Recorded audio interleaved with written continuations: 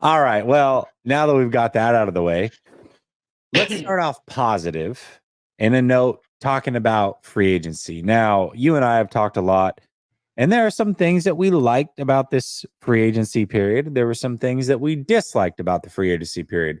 But let's start off with the positive. Give me something or a signing or maybe even the trade for Collins, whatever, throughout this free agency period that you liked that the 49ers did.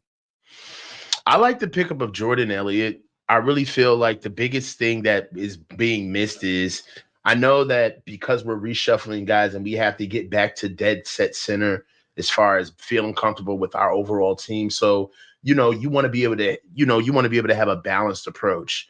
But before, while everything was going good, I mean, during the season, what was glaring is that we did not have good run defense this year. I've said this before. I love what they did overall in free agency as far as getting the depth that they lost last year. I feel like they should have did that. They should have did that in free agency last year and saved themselves the trouble of getting a Javon Hargraves contract, which is now restructured. Jesus Christ. But I out of the free agency moves, I love that us losing our, to be honest, our best interior run defender in Eric Armstead and going and doubling down with a guy like Jordan Elliott, who himself fought his way to get on a very talented defensive roster in Cleveland. So I really like the pick. I think he's going to be a great addition for us to help stop the run. But we're not done there. We're far from done. But I really love that start. That's a really good building block. Yeah, absolutely.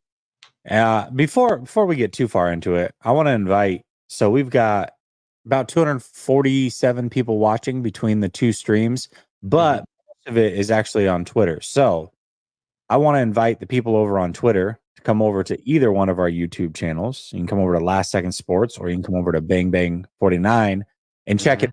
Join the chat over there because we don't usually see your Twitter chat. So whatever you put in Twitter just kind of goes into the abyss. So if you have any questions, you have any comments, we don't really get to see it. We don't get to put it up on screen. So come over to YouTube, check us out over here. Helps out us in a big way, and then also allows you to join the chat. But if you want to watch on Twitter, be our guest, just prefer you to come over to YouTube. But as far as a signing that I like Leonard Floyd, because the way that I see it is, I don't know about you, Coach, but for me, that 2019 pass rush, when they had a speed rusher opposite of Bosa, and that was a Bosa, by the way, that was the best that this defensive line ever was. Now, D Ford was in and out of the lineup at that time, but whenever D Ford was healthy, him opposite of Bosa was almost unstoppable. And the 49ers, I feel like, have been trying to rekindle that magic, and they've brought in a bunch of different guys opposite of Bosa, some a little bit bigger, some, I don't know, decent guys. They tried to just patchwork it there for a little bit. They brought in big name first round guys. They've tried everything. Floyd is consistent. We're talking about almost a walking 10-sack guy every year, and he does it through speed and bend.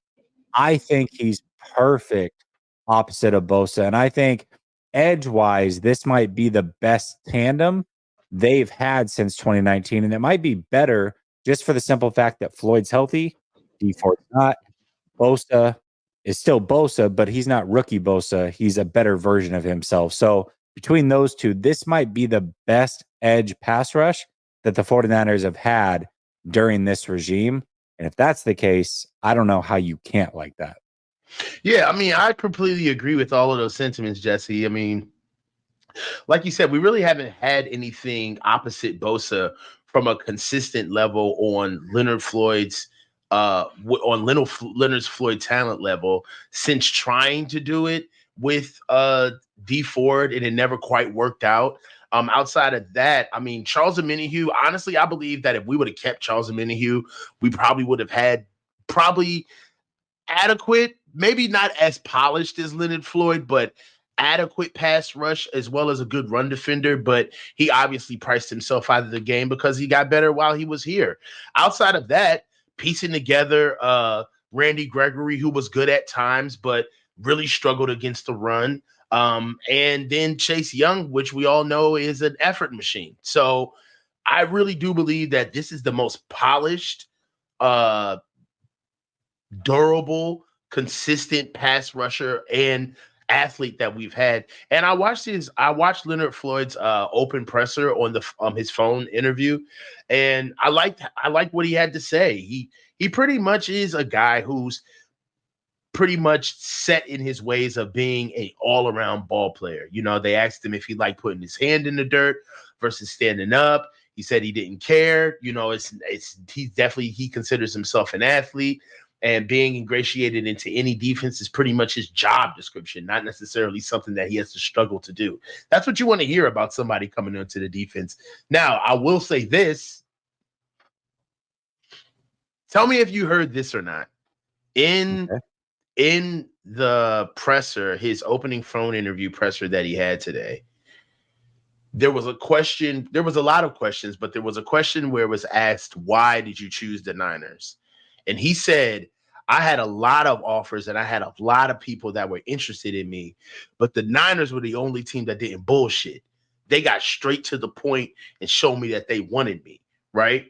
So you look at what Leonard Floyd signed for. So it was for, at the time, I don't know if he's on the books yet. I think he's on the books now, but at the time it was 2 years up to 25 million. What was his price tag officially? Did you get that? I don't know exactly what it is this year or next year, but it's up to 25. I think it was 20 guaranteed, maybe, or 18 guaranteed, something like that. That was the initial, but it took him 2 weeks to sign him, so who knows? Right, and he's not. It's not on Sports Track. Be slacking. That's crazy. Sports Track. Like, I don't know that they've gotten it yet. I mean, he literally just signed today, so they probably What's haven't wild is like, figures. what else is there to do? You work on a website, bro. Like, what are you doing? But anyway, so what would you say you do here? But I digress. The reason why I'm bringing this point up with Leonard Floyd is that it seemed like the Niners were really hard pressed to get him, right? And if you think about it, other teams that probably were in positions where they were more than willing to see, hey man, let's wait this out. You know, there's other guys out there. Let's kind of let the dust settle. Let the market set on pass rushers. But the Niners seemed very gung ho in getting this guy, which kind of makes me feel as though that maybe the Niners understood that right now we got a guy who fits our needs for what we need right now. And we can't get caught up in the wash by getting in a bargaining war, or in a bidding war, rather, with another franchise that is kind of kicking the tires on Leonard when we absolutely know we need him. So I do like the Leonard Floyd pick for all of those reasons, on top of the fact that he seems to be galvanized to want to win. So, I agree with you.